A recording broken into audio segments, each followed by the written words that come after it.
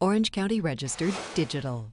Hello and welcome to the OCVarsity Baseball Dugout Show. I'm your host, Jonathan Khamis, being joined by Steve Fryer. And who would have thought, Steve, we're heading into the quarterfinals of the playoffs, and we're here at Foothill High.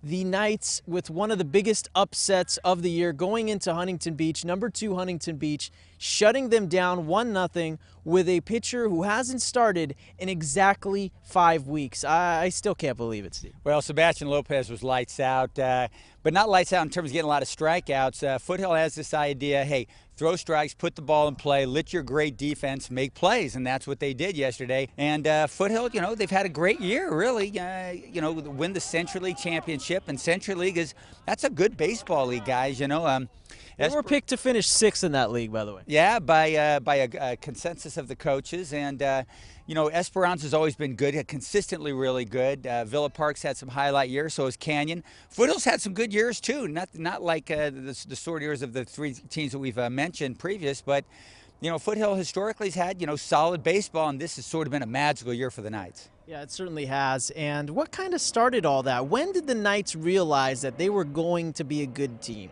We caught up with some of the players and coach earlier on. Check it out. When we won that tournament in Palm Springs, 6-0, and we won that tournament with like 30 teams, that's when I felt like we knew we were going to have a good season. When we had Bryce, our little sophomore backup catcher, coming to pitch against Servite, and he shut him down. We kind of realized that it doesn't really matter who we have as long as we do what we can do. This group has really bought into just being grinders. They grind it out constantly. We've had a lot of multiple inning games where we've had to go 13 innings, 9 innings, and they've learned to just keep grinding at it, keep going at it, and good things will happen if you just keep playing and staying with the plan. Our thanks to the Foothill baseball team. And Steve, they're in Division I. We have a couple county teams in there that ain't half bad. Quite a few of them. Trinity League, 3 Trinity League Orange County teams advanced to the quarterfinals. Santa Margarita, J. Sarah, and Orange Lutheran. Trabuco Hills out of the South Coast League has done quite well in it as well. We've got Edison. The number 3 team out of the Sunset League has advanced too.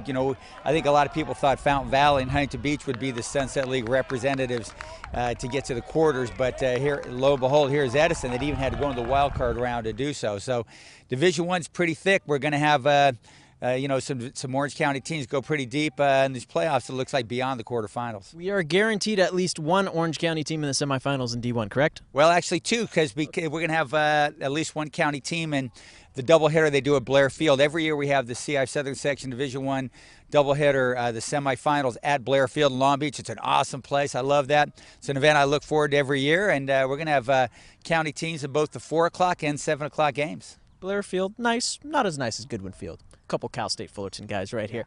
Division II, Steve. Some more South County teams with Aliso, Niguel.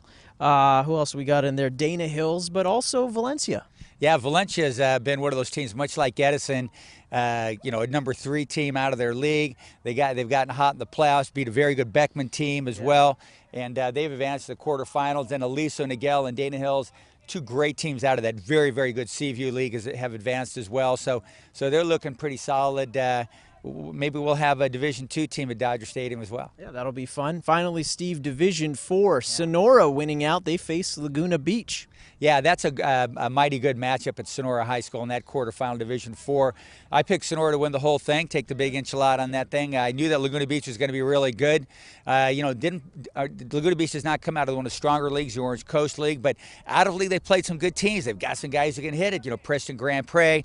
They've got Richie Nunes. They've got some guys who can throw it. Grand Wilhelm, pretty good team there. So a lot of county representation in the quarterfinals and perhaps beyond as the CF Southern Section playoffs continue on the way to UC Riverside and Dodger Stadium for championship games. Is there anything better than going to Dodger Stadium on a nice Friday afternoon and catching some CIF baseball? Especially when there's no traffic and the parking's free.